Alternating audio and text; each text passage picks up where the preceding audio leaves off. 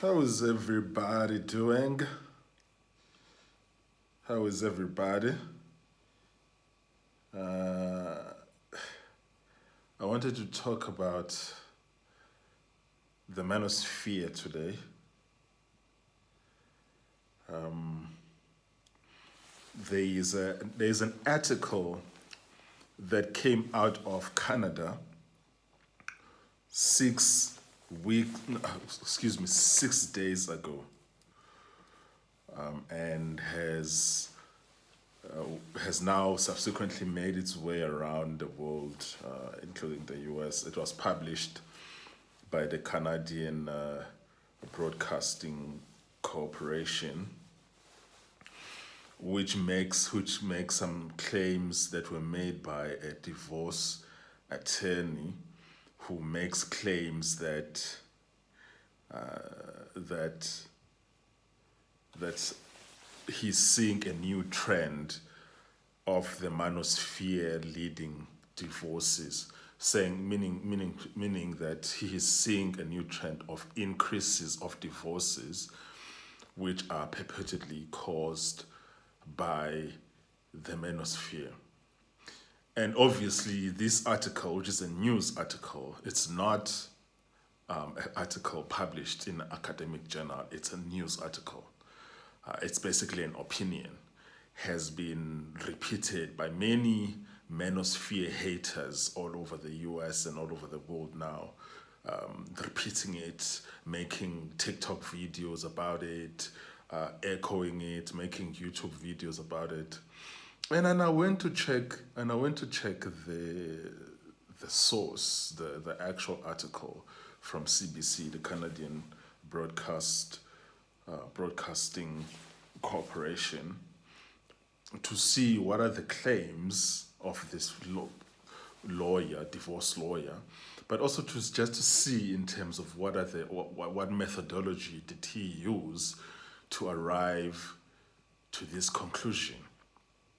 And lo and behold, his entire premise and claim is based on listening to women who are coming to divorce their husbands, telling why they're divorcing their husbands, and taking their word for it, and then taking this and then regurgitating this as the truth. Because of course women don't lie.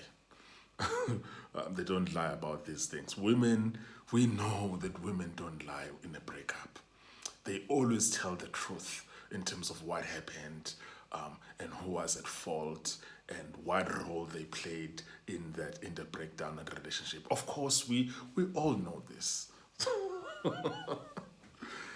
Yeah, so it is so comical to me when I see things like this. I done a video doing a reaction of that mini series, that monstrosity, called what is it called?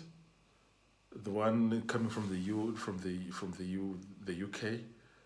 Where was it? Um,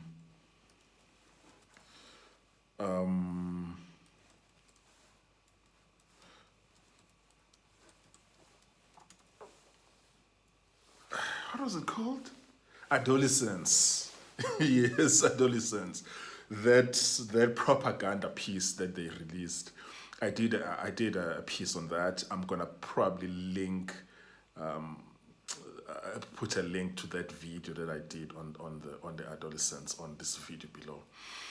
But let me just go through the process of how this lawyer is saying that he is seeing a rise in divorces that is caused by the manosphere. Okay, let me first start by saying, how can someone, what would be acceptable ways of establishing or determining a causality or cause and effect relationship between events, if that event A is being caused by event B, or that event A is having an upward pressure, correlating factors that lead to more of event B.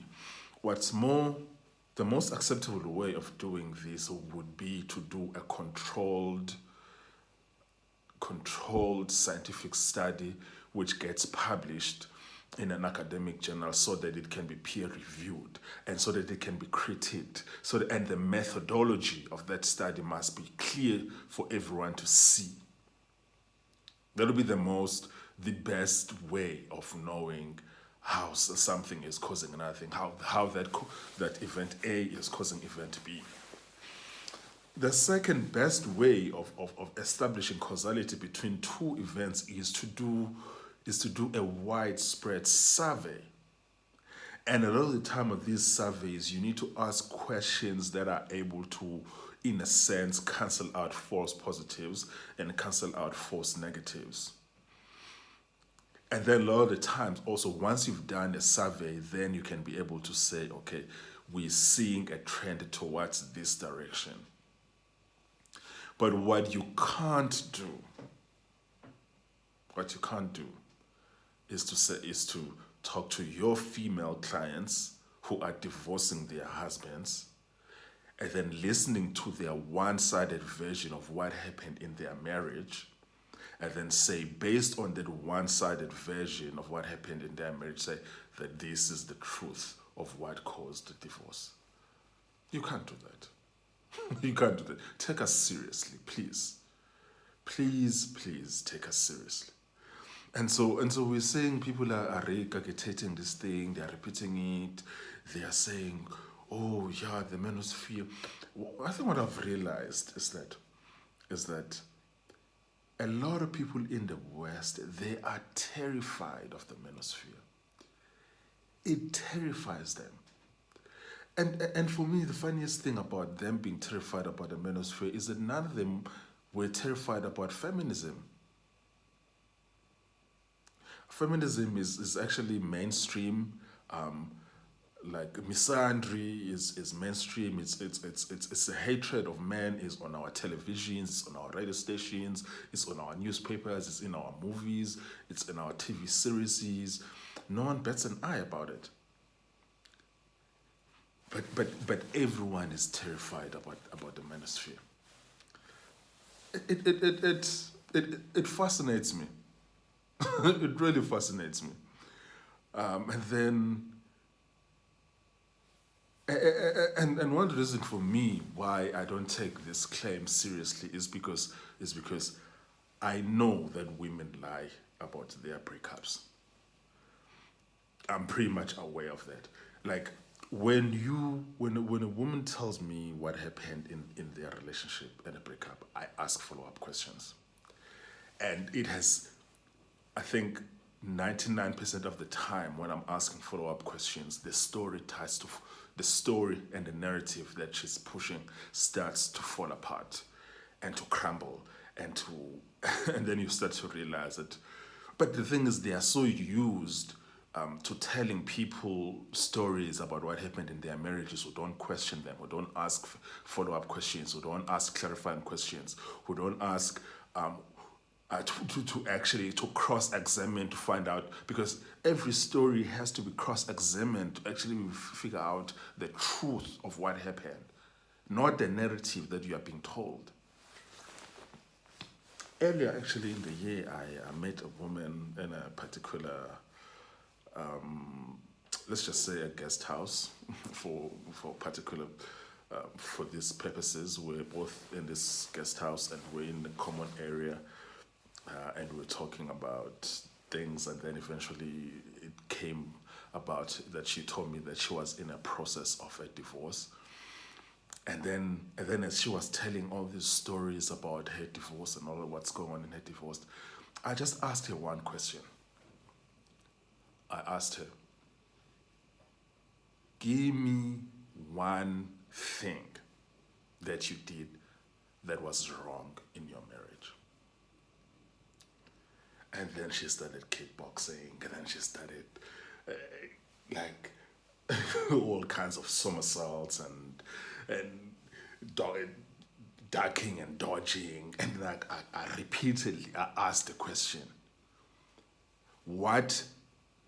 give me one thing that you did wrong in this marriage. Folks, she couldn't give me a single thing. She couldn't give me a single thing. And this is a woman who apparently had been married for more than 10 years. And she wants me to believe that in the 10 years of her marriage, the only person who was ever in the wrong in this marriage was her husband. These are the people that we are dealing with, folks. These are the people we are dealing with.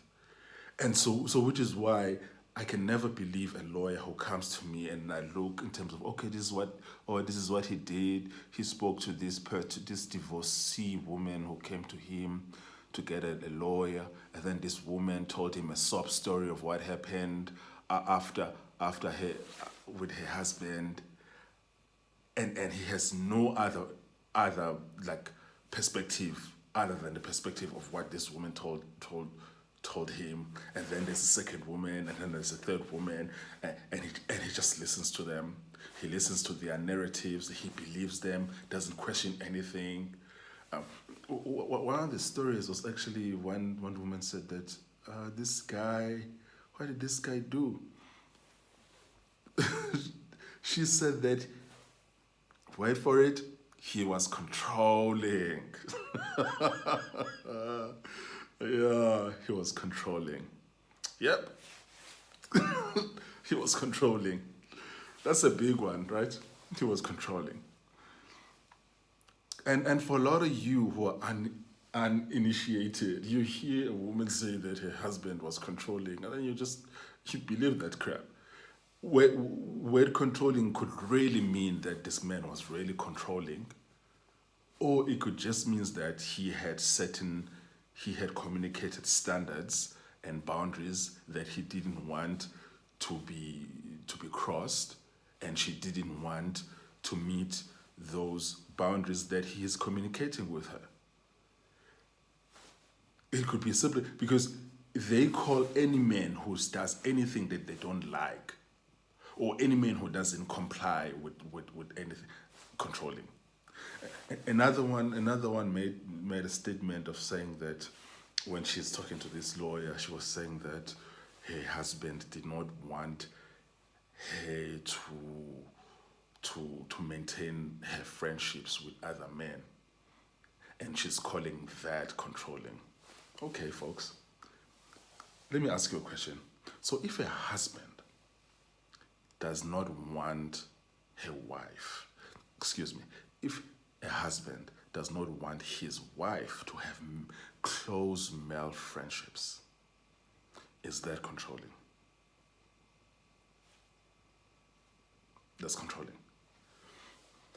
Okay. If that's our definition of controlling, then then you can come up with all kinds of bullshit reasons of how the manosphere is causing divorces. Because clearly you are not using your mind. You are not reasoning properly. And so which is why I'm saying that a whole lot of this stuff is just a continuation of the smear campaign that has been happening consistently with regards to the manosphere. I mean, obviously they mentioned Andrew Tate in this piece. Andrew Tate is always the guy they want to smear the most. Like, he is their easy target. Like, honestly, it is... I'm actually so tired of this crap. I'm so tired of it. Like, I'm so tired of it. But there's one thing that I think that I would say to men in particular. I'll say that, gentlemen, what you need to do is focus on yourself.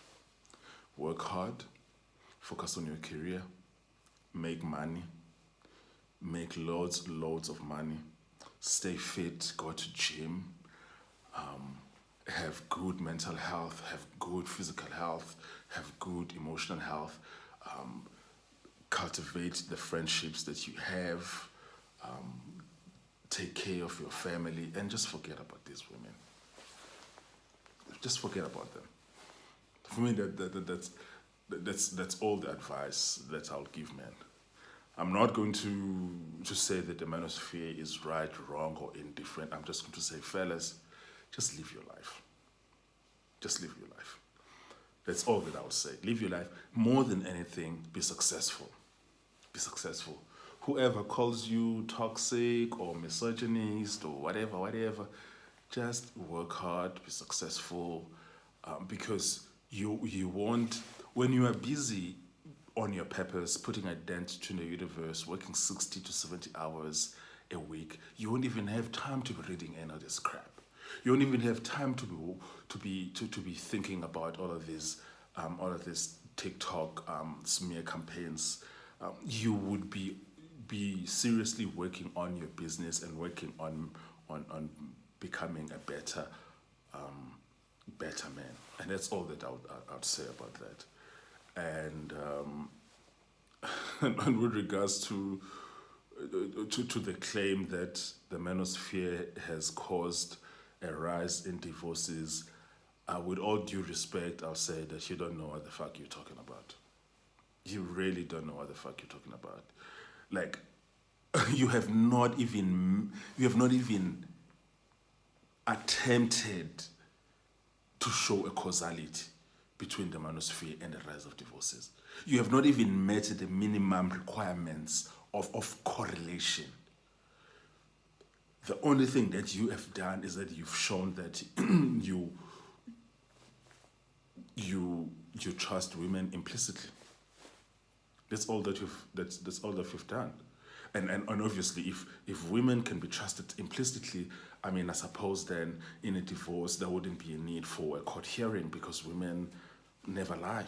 There won't be any need, because whatever the woman says in her submissions on head of arguments in a divorce settlement and child custody battle or whatever, that should be sufficient, because they don't lie. They don't lie. They don't tell lies. They don't manipulate the facts. They don't exaggerate. Everything they say is always correct and true all the time. That is the only conclusion that we can come to. That whenever there's a dispute between them, and the very idea that whenever there's a dispute between a man and a woman has to be believed.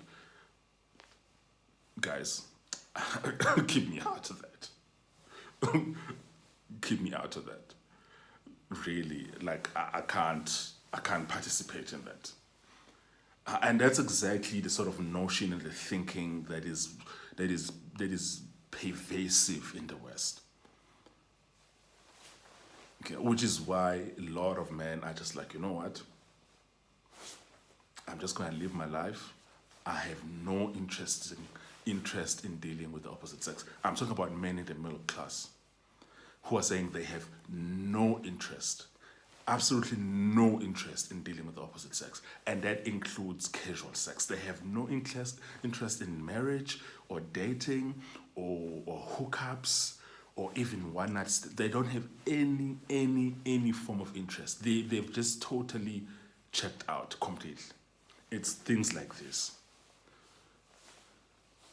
Because if something like this, they did not even bother to interview these husbands who divorced these men. But all of these women who were divorced, they have a voice in this article. Every single one of them, they have a voice. Their fears and perceived concerns are centered and are repeated in the article. Not a single one of these men has been given an opportunity to share what their perspective is, what they were experiencing in these marriages, what happened. Their voices don't matter, their opinions don't matter, what happened to them doesn't matter. This is why marriage is down in the West.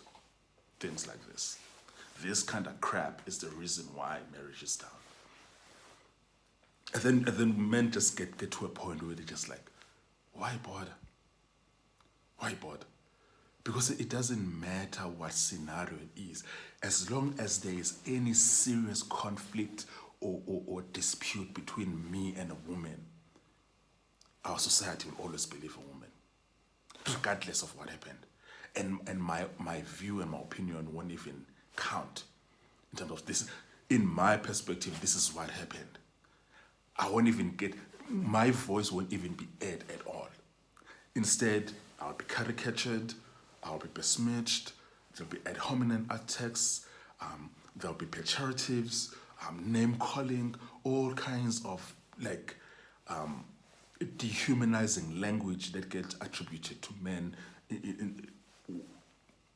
whenever there's an issue of a dispute. And there's no greater dispute than a divorce, where both parties have their perspective of what's going on and what caused it. And it's not just the perspective of the woman that matters. It's we need to get to the bottom line of what happened. Yeah, so men are just like, you know what, deuces, and I don't blame them. I don't blame them. And articles like this, they really, really frustrate me.